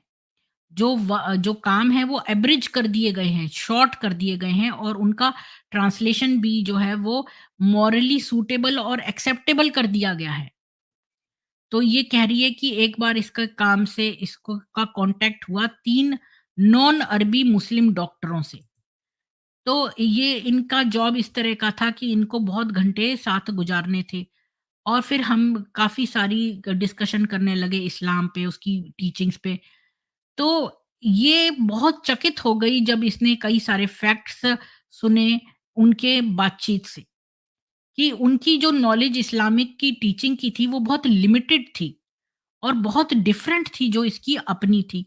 यानी अरबी में जो कुछ लिखा है जब ये ट्रांसलेट करते हैं तो उसको मॉरली अच्छा बना देते हैं। और वो एक ऐसे रिलीजियस एनवायरनमेंट में ग्रो अप हुई जो कि बहुत कट्टर था और बहुत ज़्यादा बंद था इसके मुकाबले। नॉन अरबी जो मुसलमान होते हैं वो नमाज पढ़ते हैं अरबी में, जबकि वो उसको समझते नहीं हैं। वो उसको तोते की तरह से बोलते हैं। और यही केस है जब वो कुरान पढ़ते हैं। उनको बिल्कुल भी शंका नहीं है कि जो सारे क्रिश्चियन रहते हैं अरब वर्ल्ड में, वो इस्लाम के बारे में बहुत अच्छा जानते हैं। जैसे आपको पता है क्रिश्चियन प्रिंस का एक चैनल है, वो उसको अरबी आती है। ऐसे बहुत सारे ईसाई भी हैं जिनको अरबी आती है। वो लोग बहुत अच्छा जानते हैं इस्लाम को, जितना जो है नॉन अरबी मुसलमान नहीं जानते। और इससे भी ज़्यादा क्या कि जो ईसाई रहते हैं अरबी कंट्रियों में, वो इन्फ्लुएंस हो गए हैं बिहेवियरली और इंटेलेक्चुअली मुस्लिम कल्चर से, बजाय कि नॉन अरब मुस्लिम्स से। तो इससे पता चलता है कितना एक्सटेंट इस्लामिक टेररिज्म का है। अ, जो जो इस्लामिक टेररिज्म है वो निकला है अरब से। अरब मुसलमानों के अंदर बहुत गहरी और बहुत ज़्यादा अंडरस्टैंडिंग है कुरान की, और क्या लाइफ और सेइंग्स थी, क्या उन्होंने कहा था नबी मोहम्मद ने, और उनके बारे में क्या लिखा गया है। इसलिए वो ज़्यादा एक्सपोज़्ड हैं, जो इस्लामिक टीचिंग्स के एप्लीकेशन में ज़्यादा एक्सपोज़्ड हैं, नॉन अरब मुस्लिम्स की बजाय। अभी आपने देखा भी होगा कि जो ये ज़्यादातर जो इस्लामी लोग, जो टेररिस्ट लोग हैं, वो निकले हैं अरब दुनिया से। क्योंकि ये आईएसआईएस और सीरिया वगैरह ये सारे इन्वॉल्व थे, फिदायीन और ये सारे जो टेररिस्ट बॉम्बर्स निकलते हैं, ये सारे सीरिया और इस तरह के देशों से ज़्यादा निकलते हैं अरबी, क्योंकि वहाँ पर सही कुरान दी हुई है जो कि बहुत ही ज़्यादा टेररिज्म प्रमोट करती है। जिसको कि इन्होंने दूसरी भाषाओं के सामने करते हुए माइल्डली उसके मतलब की व्याख्या कर दी है, पर ट्रांसलिटरेशन यानी कि अनुवाद शब्द शब्द से नहीं करा है। अब ये कहती है जबकि एक अरबी बोलने वाला मुसलमान नमाज पढ़ता है तो वो समझता है कि इस नमाज का मतलब क्या है, जबकि नॉन अरबी मुसलमान जो है वो रिपीट करता है प्रेयर बिना उसे समझे। अब ये कहती है कि एक मुसलमान दिन में 5 बार प्रे करता है और हर बार वो फ़ातिहा पढ़ता है, और द पहली वर्स है, वो पहली आयत है कुरान की, बहुत बार पढ़ता है वो। और ये वर्स डिस्क्राइब करती है कि क्रिश्चियन क्या हैं, जो कि इस फ़ातिहा वर्स में ये लिखा है कि जो जिसको वो कई-कई बार पढ़ता है, दिन में 5 बार जब नमाज़ पढ़ता है, तो इस आयत में ये कहा है कि जो ईसाई हैं, वो अ, एस्ट्रे चले गए हैं, मतलब वो भटक गए हैं, और जूस हैं who have incurred your wrath, यानी कि जूस जो हैं उन्होंने तुम्हारी को क्रोधित किया है। और हम इस बात से देखते हैं कि मुसलमान जो हैं वो क्रिश्चियंस को एक्सीक्रेट करते हैं और जूस को बहुत बार मतलब उनको उनके ऊपर लानतें भेजते हैं कई बार इस सिंगल नमाज की, इस सिंगल नमाज में, जिसको कि वो 5 बार पढ़ते हैं दिन में। यानी सूरा फ़ातिहा ये 5 बार, हर बार की नमाज़ में सूरा फ़ातिहा पढ़ी जाती है, और जिसमें कि ये ईसाइयों को और यहूदियों को लानतें भेजते हैं। क्योंकि ईसाई भटक गए हैं और यहूदियों ने इनको क्रोधित किया है। नॉन अरबी मुसलमान जो हैं वो, उनको पता ही नहीं है कि वो लानतें भेज रहे हैं ईसाइयों को और यहूदियों को, क्योंकि वो अरबी में प्रे करते हैं बिना समझे हुए कि वो क्या बोल रहे हैं। इसका मतलब कि जो हेट्रेड की, घृणा की क्वांटिटी है, वो अ, इस नमाज से कम एब्ज़ॉर्ब करते हैं बनिस्बत अरब मुसलमानों के, जिनको कि पता है कि वो क्या पढ़ रहे हैं और बोल रहे हैं। वैसे ये वफ़ा की, मैं समझती हूँ इसमें यहाँ पर वफ़ा जो है वो नॉन अरब मुसलमानों को ज़्यादा क्रेडिट दे रही है कि बेचारे, उनको कुछ पता नहीं है, वो तो अरबी में रट्टू तोते की तरह बोलते हैं, तो वो घृणा कम करते हैं, और अरबी वाले ज़्यादा घृणा करते हैं क्योंकि वो समझ-समझ के बोलते हैं नमाज़। मैं समझती हूँ यहाँ पर वफ़ा सुल्तान जो है वो इनको ज़्यादा क्रेडिट दे रही है। यहाँ पर बहुत सारे मुसलमान हैं, उनको इसका अर्थ पता है। ये लानतें भेजी गई हैं सूरा फ़ातिहा में, ये बात इनको लोगों को मालूम है। और वफ़ा जो है वो इनको ज़्यादा क्रेडिट दे रही है, वो सोचती है इनको नहीं पता है, पर इनको पता है। ये जान-जान के भी लानतें भेजते हैं, सूरा फ़ातिहा इनको पता है कि इसमें लानतें हैं। अब ये लिफ़ाफ़ा लिखती है कि बहुत सारे जो नॉन अरब मुसलमान हैं, जिनसे कि इसने अमेरिका में मुलाकात की, उनको पता ही नहीं है सूरा फ़ातिहा का मतलब, जिसको कि वो 12 बार पढ़ते हैं अपनी नमाज़ में। लेकिन अगर आप एक अरबी लड़के से पहले साल में, जो प्राइमरी स्कूल में पढ़ता है, उससे इसका मतलब पूछोगे, तो वो तुम तुरंत बता देगा कि क्रिश्चियन वो हैं जो कि भटक गए हैं, और यहूदी वो हैं जिन्होंने अल्लाह का क्रोध है उन पर। और जो टेररिज्म है, आतंकवाद, उसका जन्म जो है अरबी जगत में हुआ और फिर वो सऊदी अरेबिया से दूसरे मुसलमान देशों में फैला। और अरबियों की फाइनेंशियल और आइडियोलॉजिकल ताकत से अरबियों की ये दूसरे देशों में फैला और इस्लामिक टेररिज्म, आतंकवाद जो है, इस्लामी आतंकवाद, उसको अरबी लोग लीड करते हैं और जो नॉन अरब्स हैं, जो लीडरशिप जो लीडर बनना चाहते हैं, वो अरबियों के द्वारा ट्रेन करे जाते हैं। अफ़गान्स जो हैं वो बड़े फ़ेमस हैं इस ये बात कहने के लिए कि we are at peace when we are at war. अफ़गानी लोग ये बात कहते हैं कि हम जो हैं वो शांति में तभी होते हैं जब हम लड़ाई में होते हैं। ये अफ़गानी कहावत है। तो ये वॉर करने की ये जो टेंडेंसी है, ये अफ़गान के कल्चर में बहुत अंदर तक घुसी हुई है क्योंकि अफ़गानियों का एक कबीले वाला नेचर था। लेकिन वो सोर्स नहीं है इस्लामिक आतंकवाद के, जब तक कि वो उनका कॉन्टैक्ट अरबी मुजाहिदीन से नहीं हुआ, जो कि उनके पास एक आतंकवाद की फ़िलॉसफ़ी लेकर आए और अरब का पैसा लेकर आए। जब वफ़ा सुल्तान ने ये इश्यू डिस्कस किया इरशद मंजी से, जो कि ऑथर है इस किताब का the trouble with Islam today, जो कि एक मुस्लिम इंडियन डिसेंट का है, तो उसको ये आइडिया अच्छा नहीं लगा इसका और उसने इससे खिजा के ये बोला कि कि इसका मतलब कि मैं ये समझती हूँ कि तुम ये कह रही हो कि नॉन अरबी मुसलमान जो हैं वो कम इस्लामिक हैं अरबी मुसलमानों से। क्योंकि वफ़ा सुल्तान ये कहने की कोशिश कर रही थी कि अफ़गानिस्तान से फैला नहीं है आतंकवाद, बल्कि अरब जगत से मुजाहिदीन द्वारा द्वारा जो है ये अफ़गानिस्तान में आया है। तो इसकी जो ऑथर थी किताब की इरशद, ये इससे इस बात पे नाराज़ हो गई क्योंकि इसको लगा कि ये कहने की कोशिश कर रही है कि अरबी लोग जो हैं वो ज़्यादा मुसलमान हैं बजाए कि दूसरे देशों के जो नॉन अरबी मुसलमान हैं उनके मुकाबले। तो इसने तुरंत कहा नहीं, वो कम डैमेज हुए हैं। अब देखिए कि नॉन अरबी मुसलमान जो हैं वो कम इस्लामिक नहीं है अरबी मुसलमानों से, अगर फ़ेथ और डिवोशन ही उनके रिलिजन का क्राइटेरिया है। लेकिन अगर हम ये नापें उनका कि वो कितना इस्लाम को फ़ॉलो करते हैं, जितना कि उनका मेंटल और साइकोलॉजिकल डैमेज हुआ है, जो उन्होंने इन टीचिंग्स से, इन सब इस्लामी सबकों से लिया है, तो फिर वो कम इस्लामी हुए। जो नॉन अरबी मुसलमान हैं, जनरली स्पीकिंग बोल रही है, एक्सेप्शंस नहीं, जनरली स्पीकिंग, वो इतना गहरे नहीं घुस धँस गए हैं इन हिंसक आयतों में, जैसा कि अरबी मुसलमान धँस गए हैं।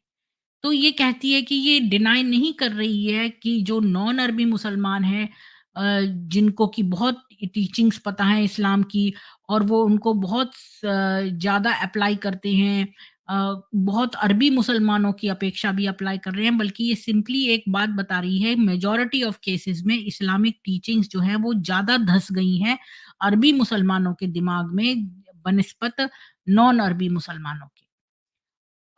तो ये फैक्ट हमें दिमाग में रखना चाहिए जब हमें एक स्ट्रैटेजी बनानी है, अगर हमें इस्लामिक आतंकवाद खत्म करना है। अब ये कहती है कि अरबी मुसलमान हैं वो 20% से ज़्यादा नहीं है मुस्लिम पॉपुलेशन के और रिफॉर्मेशन जो इस्लाम का है, वो उन्हीं के थ्रू हो सकता है। यानी कि अगर आपको कोई रिफॉर्म लाना है तो वो अरब अरब के मुसलमानों में लाना पड़ेगा। और इनके अरब के इस्लाम जो है वो ज़्यादा डिफ़िकल्ट है उसको रिफ़ॉर्म करना बनिस्बत नॉन अरबी मुसलमानों के इस्लाम से।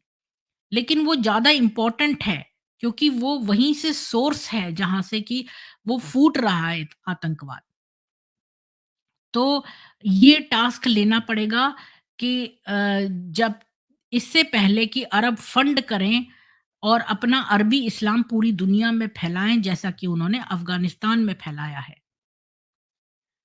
और फिर अब ये अपने पॉइंट पे वापस आती है कि भई ये बहुत नेसेसरी है कि आप आतंकवाद को एक जो है एज़ अ फिनोमेना पढ़ें, जैसे लेबोरेटरी में आप बिहेवियरल साइकोलॉजी कर पढ़ते हैं, ताकि वायलेंस और रीडिंग मैटर के बीच में कितना कनेक्शन है ये देखने के लिए। तो ये एक अच्छा पीएचडी टॉपिक हो सकता है, इसको स्टडी करना, connection between violence and reading matter. Muslim culture जो है उसकी अरब बिगिनिंग्स है, अरब अरब से स्टार्ट हुआ है, और उसने कैनोनाइज कर दिया है हिंसा को पूरी तरह से, जो है वो उछाल दिया है हर लेवल पे। लैंग्वेज जैसे भाषा है, जिसमें कि वो कल्चर इम्पोज़ करता है कि जो कि इसके मेंबर्स हैं कम्युनिटी के, अ, ये और कल्चर, इन सब में उसने इस वायलेंस को उछाल दिया है। अब ये कहती है कि ये कोई एक्सपर्ट नहीं है लिंग्विस्टिक्स की, और लेकिन ये मानती है कि जितनी भी भाषाएँ हैं दुनिया में, वो सारों के अंदर एक्सप्रेशंस और ऐसे टर्म्स हैं जो कि जिससे कि स्पीकर्स जो हैं वो एक दूसरे को समझ सकते हैं और अपने आप को एक्सप्रेस कर सकते हैं। हर भाषा में कुछ पॉजिटिव और नेगेटिव एक्सप्रेशंस होते हैं, लेकिन मुस्लिम कल्चर में ये लैंग्वेज ऐसे यूज़ करते हैं कि ये नेगेटिव एक्सप्रेशंस को पर फोकस करते हैं, ताकि लोगों के अंदर नेगेटिव एटीट्यूड पैदा हो। ये इमीडिएटली आपको पता चल जाएगा जैसे ही आप कुरान या उसकी नबी की टीचिंग्स को पढ़ेंगे लिंग्विस्टिक एक रिसर्चर की दृष्टि से। अब ये कहती है एग्जाम्पल में देखो, चैप्टर कुरान का लो और उसके जो है जो उसमें शब्द यूज करे गए हैं उन पर ध्यान दो। अगर हम द काउ लेते हैं यानी अल बकरा 2:1 से लेके 286, ये सबसे लॉन्गेस्ट चैप्टर है, तो हम इसमें क्या पाते हैं कि हम इसमें पाते हैं, अब ये शब्दों को ले रही है, देर दे वर अनबिलीवर्स, यानी वो वो थे जो बिलीव नहीं करते थे, क्या बोलते हैं उनको, नहीं मानने वाले अल्लाह को। They do not believe, great torment मतलब बहुत यातना, धोखाधड़ी करना अल्लाह के साथ, उनके दिलों में बीमारी है, वो झूठ बोलते हैं, वो करप्ट हैं, वो बेवकूफ़ हैं, वो उनकी वो है टायरनी, मतलब उनका क्या बोलेंगे उसको, जैसे कोई बहुत कंट्रोलिंग निर्दयी राजा होता है ना, तो टायरेंट मतलब बहुत क्रूर किस्म के हैं, और वो राइटली उनका सही मार्गदर्शन नहीं हुआ है। ईश्वर ने, अल्लाह ने उनका लाइट छीन ली है। वो गूंगे हैं, बहरे हैं, अंधे हैं, उनकी आंखें छीन ली गई हैं। देखो, आग से डरो, और अ, तोड़ना गॉड के कॉवेनेंट यानी गॉड की आज्ञा को तोड़ना, और अल्लाह में विश्वास न करना, खून बहाना, शैतान ने उनको गिरा दिया और वो आग पे हवाले हो गए, और डरो मुझसे, ये तो एक अल्लाह का एक बड़ा ट्रायल है, और हमने डुबो दिया फ़ैरो के आदमियों को, तुम गलत हो। एक एक जो क्या बोलते हैं, बिजली जो है तुम्हारे को ऊपर गिर पड़े, और अल्लाह का क्रोध आए तुम पर, और तुम थे जो भटके हुए हो, तुम्हारे पत्थर दिल हृदय हो गए हैं। अम, तुम जो है उनके खिलाफ हो, तुम जो है वो अम, दंड को ह्यूमिलेट कर रहे हो, तुम गलत करने वाले हो। इस तरह के शब्द आए हैं पूरे इसमें अल बकरा में, जो काऊ वाला चैप्टर है दूसरा। और ये चैप्टर जो है 50 पेजों का है, और इसमें इस तरह के सारे नेगेटिव वर्ड्स आए हैं। अगर हम डिसरिगार्ड कर दें कुरान के पॉजिटिव कंटेंट को, अ, और ये भी देखें कि कहाँ तक नेगेटिव कॉन्सेप्ट यूज़ किया गया है, तब तक हम देखेंगे लिंग्विस्टिक स्टाइल जो प्रीडोमिनेट करता है इस्लामिक टीचिंग्स में, और उन्होंने क्या कंट्रीब्यूट किया है ये नेगेटिव वायलेंस पर्सनैलिटी को। सबसे ज़्यादा पॉजिटिव एटीट्यूड देकर भी ये कितना ज़्यादा नेगेटिव वायलेंस पर्सनैलिटी को बताता है।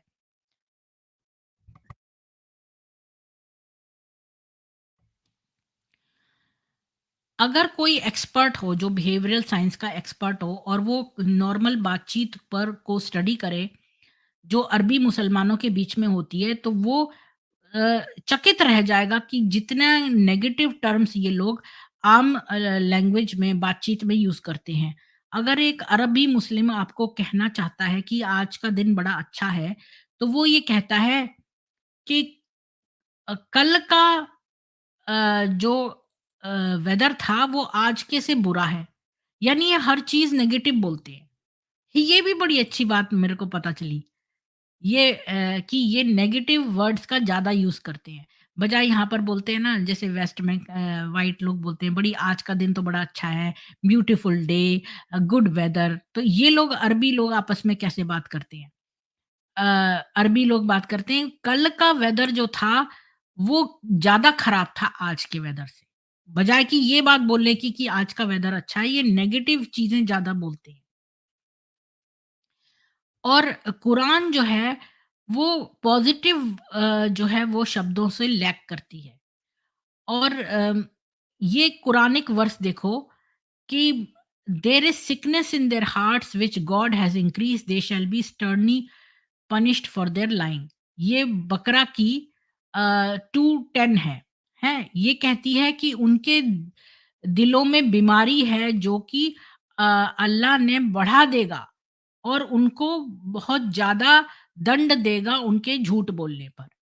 अब ये एक कोई भी मुसलमान जो है वो इसको वफ़ा सुल्तान की कमेंट को पर विरोध कर सकता है और कह सकता है कि लेकिन देखो इस आयत में तो अल्लाह जो है वो बड़ा सच्चाई के बारे में बता रहा है कि ये तो एक बड़ा वर्च्यू है कि जो झूठ बोल रहा है उसको वो पनिश करने को कह रहा है। तो वफ़ा कहती है कि उसका उत्तर इस बात के लिए ये है कि क्या अल्लाह जो है वो ज़्यादा पॉज़िटिव शब्दों से नहीं बता सकता कि ट्रुथ बोलने का फ़ायदा? क्या उसको सारा कुछ गलत-गलत तरह से बोलना है? तो इस्लाम जो है वो अम, यूसरी को फ़ॉरबिड करता है। अब यूसरी को कैसे बोलूँगी मैं 1 मिनट।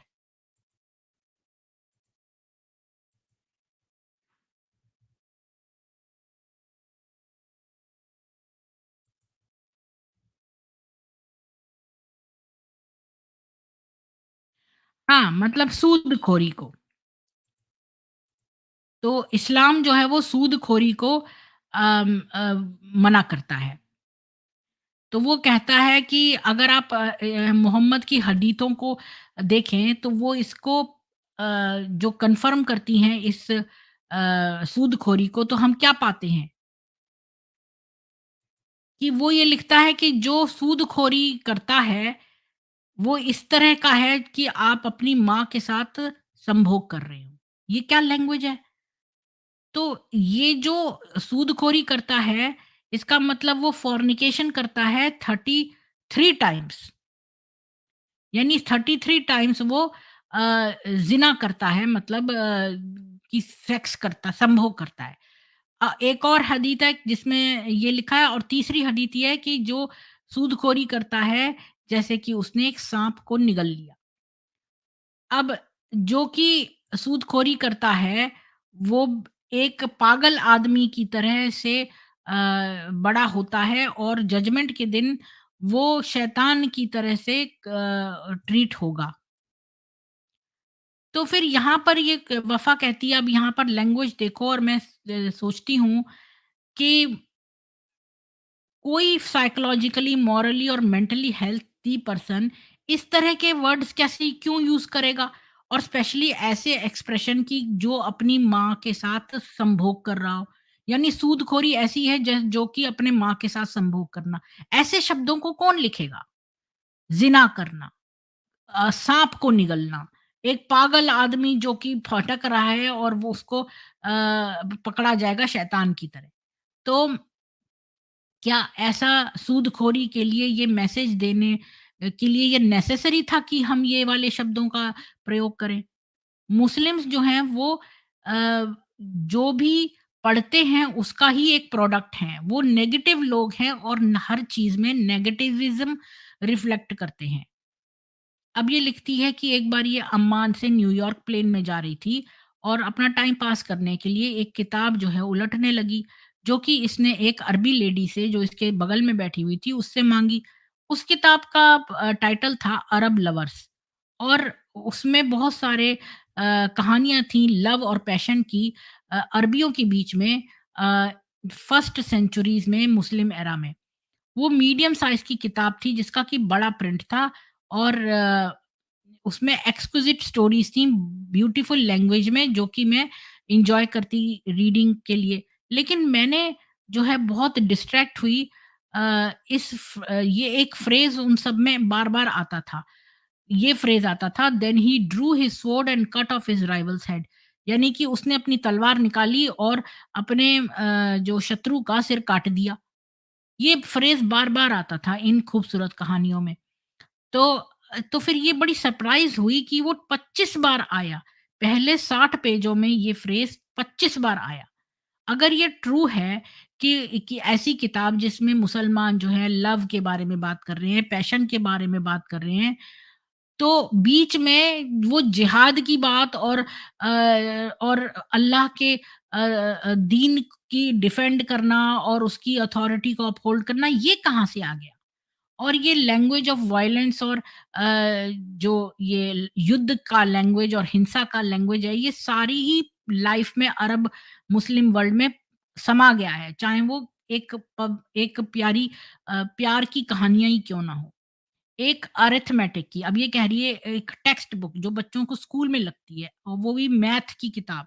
उसमें सद्दाम हुसैन के इराक में एक क्वेश्चन तीसरी साल के बच्चे के लिए आया जो थर्ड स्टैंडर्ड में पढ़ता था कि आवर ब्रेव सोल्जर्स हमारे जो वीर सैनिक हैं उन्होंने 1500 आदमी मार दिए ईरानियन फोर्स के और घायल करे 1800 को और 150 बंदी बनाए तो बताओ कि कितना एनिमी का लॉस हुआ टोटल इंक्लूडिंग डेड वुंडेड और कैप्चर्ड यानी कि इनमें कितना नुकसान हुआ तो यानी ये एडिशन का क्वेश्चन था। तो क्या अरिथमेटिक हम ऐसे पढ़ाएँगे तीसरे साल के बच्चों को बॉडी काउंट कर के कि भई कितने लोग मरे और कितने ये इनका अरिथमेटिक है? कितने शर्म की बात है ये कि ये बच्चों को कितने मरे, कितने घायल हुए, कितनों के सिर कटे, इस तरह से मैथ पढ़ा रहे हैं। छी, छी!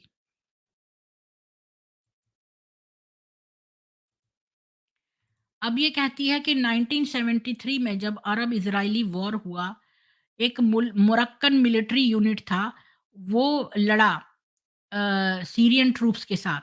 इसके बाद वॉर होने के बाद एक अफ़वाह फैल गई जो हीरोइज़्म मोरक्कन सोल्जर्स ने का के बारे में एक अफ़वाह फैल गई। लेकिन ये एक झूठ था जो कि सीरियनों ने गढ़ा था ताकि जो अ, वो एप्रिशिएट कर सकें मोरक्कन पार्टिसिपेशन वॉर में। तो टीचर्स जो थे क्लासेस के सारे एज के, वो बहुत तारीफ़ कर रहे थे उनकी हीरोइज़्म के बारे में अपने विद्यार्थियों से, कि ये याद करती है कैसे रिलिजियस एजुकेशन टीचर जो थी उसने बहुत डिटेल में जो है वो हीरोइज़्म जो है वो मिलिट्री यूनिट का बताया और उसने ये इंसिस्ट किया कि उसने एक मेंबर को बहुत सारे उँगलियाँ कान, जीभ और आँखें अपनी जेबों में भरते देखा, जो कि उसने इज़राइली सोल्जर्स की जो है वो उनकी बॉडी से निकाल ली थी, जो कि वॉर में मारे गए। और तो ये कह रहे हैं कि हम अपने टीचर्स को मतलब ताली बजा के उनका स्वागत करें, जब वो हमें ऐसी हीरोइक बातें बताएँ। यानी ये इस विद्यार्थियों को बता रहे हैं। बहुत सारे लोग जो हैं वो हॉलीवुड को एक्यूज़ करते हैं कि भई वो बहुत सारी हिंसा लाए हमारे कल्चर में, पर ये बिलीव नहीं करती कि अमेरिकन फ़िल्म इंडस्ट्री जो है वो हॉलीवुड में है। अम, वो अपनी पूरी हिस्ट्री में उसने इतना भी वॉयलेंस दिखाया हो जितना कि मुस्लिम अरब हेरिटेज में है। ये एक बहुत बड़ा डिफरेंस है उसमें उस बच्चे में जो एक वायलेंट पिक्चर देखता है टेलीविज़न के ऊपर और जो बच्चा जो है अपने टीचर से इस बारे में सुनता है और जो उसके आगे हिंसा का एक उसके पूरे जीवन में उसके आगे नाचती रहती है उसके मुकाबले। जितने भी मुस्लिम सोसाइटी में जो लाइफ है, उसमें के जितने एस्पेक्ट हैं, उसके सब कल्चर में हिंसा और नेगेटिव इन्फ्लुएंस जो है भाषा का, उसमें पूरे नेगेटिव वर्ड भरे पड़े हैं और बहुत सारे हिंसात्मक अ जो है एक्सप्रेशंस भरे पड़े हैं। इस्लामिक कल्चर जो है वो हिंसा को बढ़ाता है और ओपनली बढ़ाता है। कुछों में ये बहुत ज़्यादा ओपनली बढ़ाता है, कुछ में सटल तरीके से बढ़ाता है। अब ये वफ़ा कहती है कि इसने बहुत लंबा बोला बैकग्राउंड जो जहाँ से ये इस्लाम उदित हुआ, एक बहुत रेगिस्तानी जगह से जहाँ पर रिसोर्सेज़ कम थे और और डेली लाइफ़ जो थी वो भय से पूरी भरी हुई थी और वहाँ के लोग जो हैं वो एक-दूसरे पर रेड करते थे मतलब अटैक करते थे अपना सर्वाइवल के लिए। और प्रिवेलिंग फिलॉसफी जो उस समय की फिलॉसफी थी उस तरह के एनवायरनमेंट में वो ये थी कि भई या तो मारो या फिर मरो। और इस्लाम ने यही लैंग्वेज अडॉप्ट कर ली इसी एनवायरनमेंट की और उसकी जो नेगेटिविटी और वॉयलेंस है उसको लेजिटिमाइज़ कर दिया और उसी को आगे चलाया। अल्लाह जैसे कि कुरान में डिस्क्राइब्ड है, उसके अंदर ये सारे एट्रिब्यूट्स हैं जो कि इन आदमियों की जो कि प्रोडक्ट हैं इसी एनवायरनमेंट का। यानी इनका अल्लाह भी जो है वो बहुत हाई स्ट्रंग है, वो बड़ा क्रोधित हो जाता है, उसका नेचर भी बड़ा क्रोधित वाला है, वो दूरदर्शिता जो है नहीं है उसके अंदर और कैप्रिशियस है वो। 1 मिनट।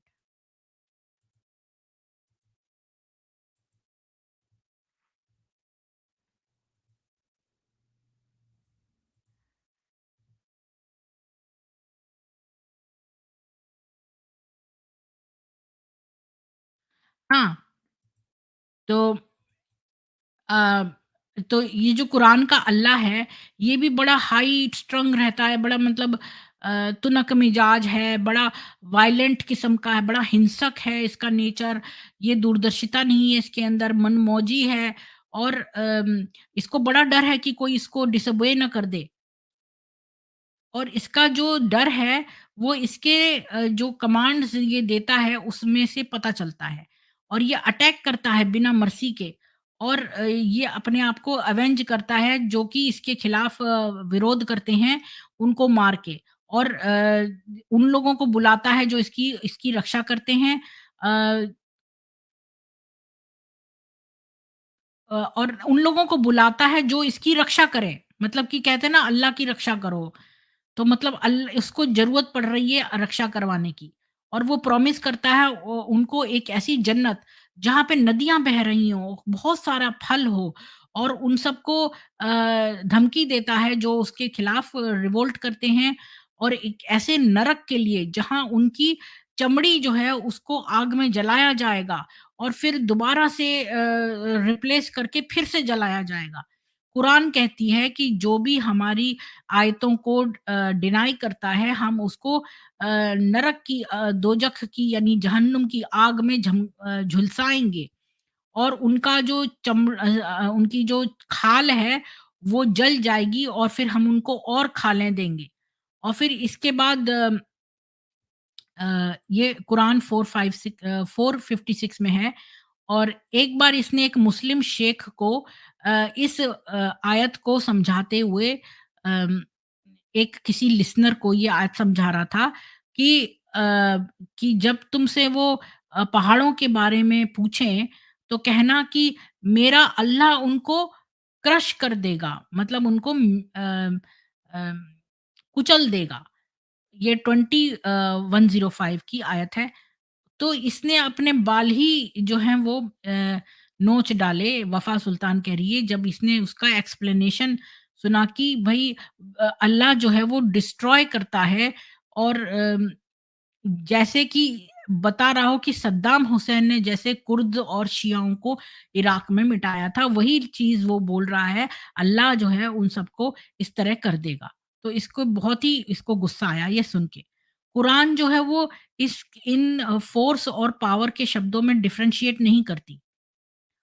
ये इन दोनों के बीच में कन्फ्यूजन रखती है।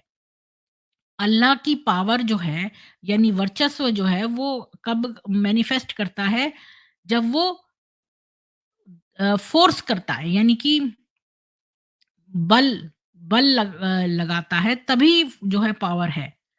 तो इन दोनों के बीच में कॉन्सेप्ट है फ़ोर्स और उनमें क्या डिफ़रेंस है?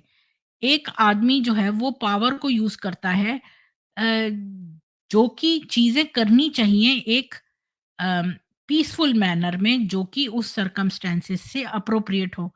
तो वो फ़ोर्स को तब करेगा जब वो पावरलेस होगा। तो पावर जो है वो पीस को रिप्रेजेंट करती है और फ़ोर्स जो है वो वायलेंस को रिप्रेजेंट करता है। तो लेकिन यहाँ पर फ़ोर्स और पावर वाले शब्दों को इन लोगों ने कन्फ्यूज़ कर दिया है। अरबी जो ऐसे एनवायरनमेंट में रहते हैं जिन्होंने इस्लाम को जन्म दिया, वो पावरलेस फ़ील करते हैं जब उनके पास चैलेंजेस इस एनवायरनमेंट के चैलेंजेस आते हैं, उसके सामने वो अपने आप को पावरलेस फ़ील करते हैं, जिन्होंने कि उनकी लाइफ़्स को थ्रेटन किया और उनके वेलफेयर को, क्योंकि ऐसे ऐसे रेगिस्तानी जगहों पर बहुत क्लाइमेट बहुत चैलेंजिंग होती है। इसलिए वो अपने आप को बहुत मजबूर, हेल्पलेस फ़ील करते थे, तो उनको फ़ोर्स की ज़रूरत पड़ी। तो उन्होंने एक ऐसा अल्लाह बनाया जो उनकी इस ज़रूरत को पूरा करता है।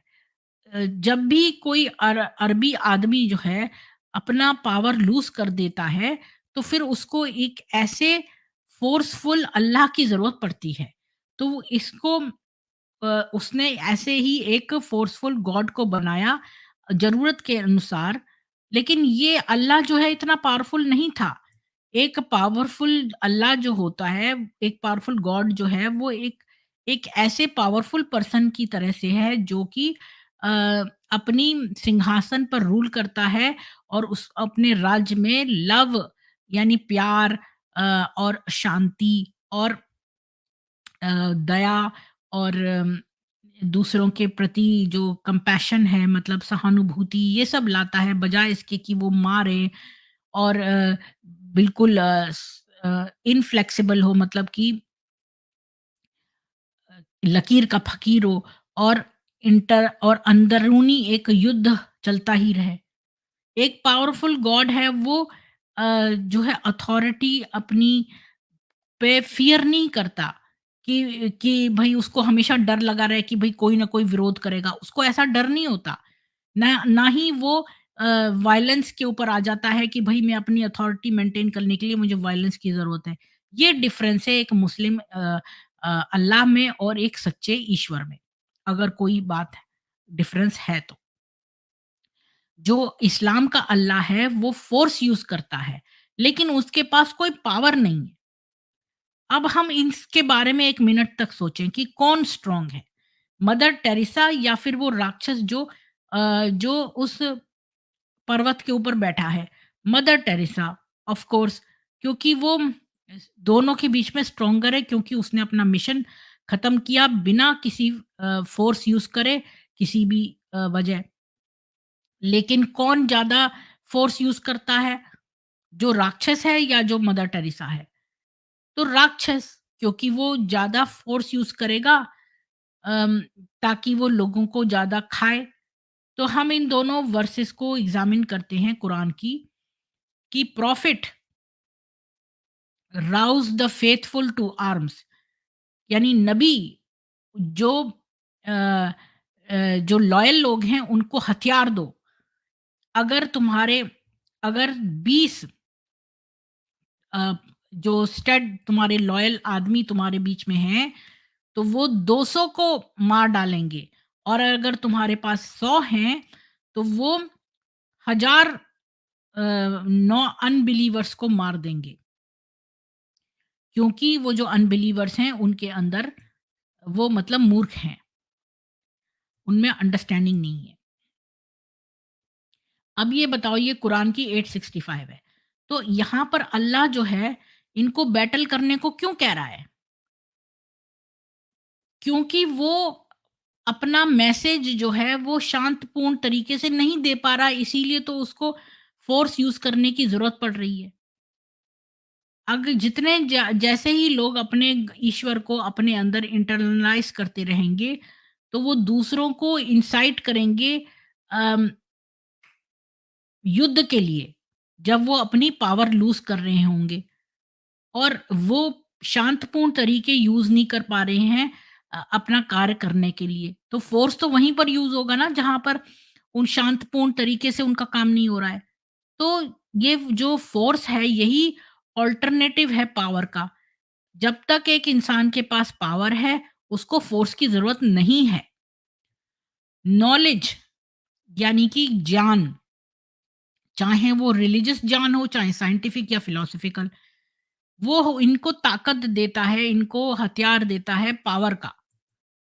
इसलिए नहीं कि हम फ़ोर्स यूज़ करें, जबकि कॉन्सेप्ट्स जो हैं जो बिलीफ्स हैं, वो जो भी कॉन्सेप्ट्स हैं, चाहे वो रिलीजियस हों या नहीं हों, वो अपने आप को बचाव कर सकते हैं और इसलिए उनको बचाव करवाने की ज़रूरत नहीं है। जैसा कि इसने पहले लिखा है अ, जो बहुत सारे एट्रिब्यूट्स जो विशेषताएँ हैं जो इस्लाम ने अल्लाह के ऊपर दी हैं, उनमें क्या हैं विशेषताएँ? द हार्मर यानी कि दूसरों का नुकसान करने वाला, हार्मर। अवेंजर मतलब कि अपनी कोई भी उसका वो करता है तो मतलब अवेंजर कहेंगे जैसे कोई तुम्हारे प्रति कुछ करे तो तुम उसको उल्टा सबक सिखाओ। द कंपेलर मतलब दूसरों को जबरदस्ती अ, चीज़ करवाने वाला। प्रोटेक्टर मतलब रक्षा करने वाला। इम्पीरियस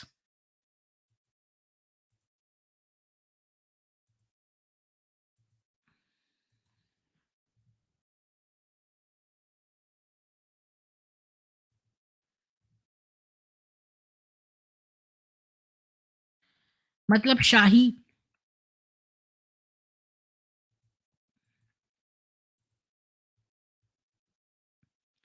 तो ये अगर हम एग्ज़ामिन करें ये क्वालिटीज़, तो ये उनको दी जाती हैं क्वालिटीज़ जिसकी पावर जो है लूज़ हो गई है और अब उनको फ़ोर्स यूज़ करना पड़ रहा है अपना काम करने के लिए।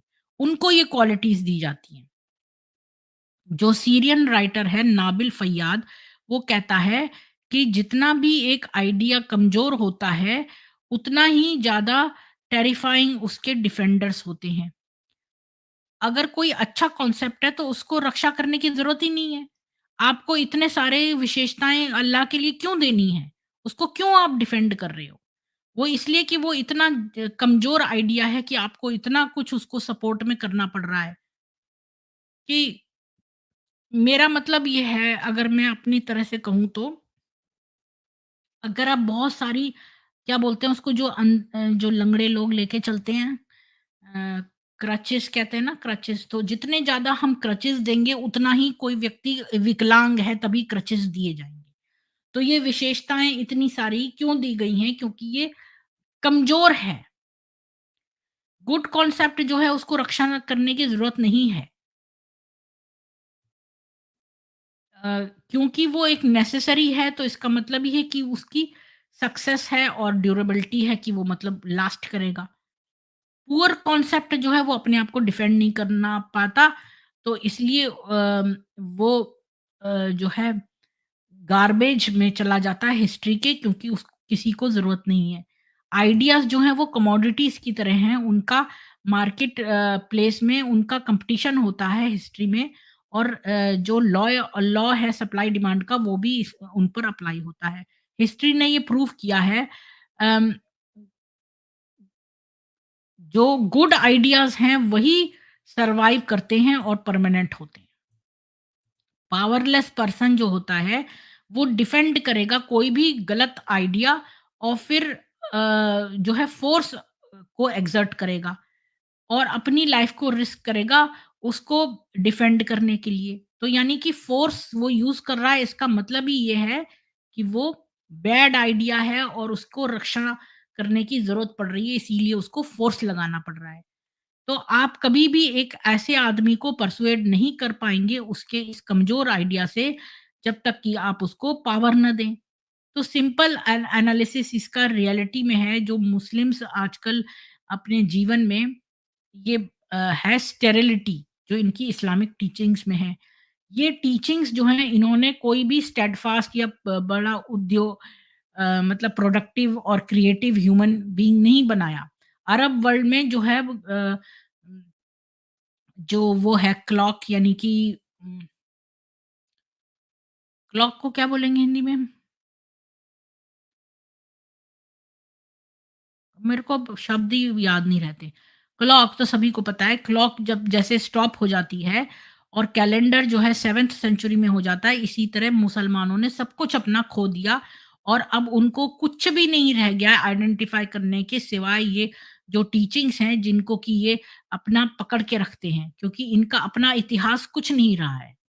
मुसलमान और उसकी टीचिंग्स में अम, जो वो विश्वास करता है, वो एक-दूसरे को गोल-गोल एक-दूसरे को पकड़ रहे हैं। जैसे कुत्ता अपनी पूँछ को पकड़ता रहता है ना, ऐसे ये लोग गोल-गोल घूम रहे हैं और टीचिंग्स जो हैं इनकी उसको फ़ोर्स करती हैं कि वो उसको परस्यू करे, कुछ नहीं।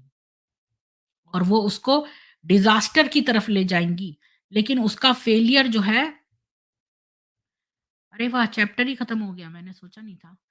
और वो उसको डिज़ास्टर की तरफ ले जाएँगी, यानी कि उसका को विनाश की ओर ले जाएँगी। लेकिन उसका जो ये फेलियर है, ये उसको और भी डिपेंडेंट बना देगा उनके ऊपर। ये एक गोल उसमें फँस गए हैं।